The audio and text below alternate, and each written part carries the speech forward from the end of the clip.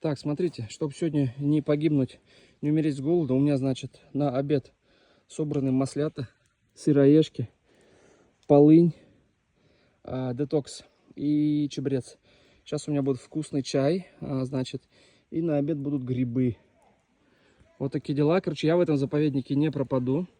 Сейчас я пойду поработаю часик, проведу зум и пойду за грибами. Смотрите, какая прелесть. Обалдеть. Вообще, какой кайф.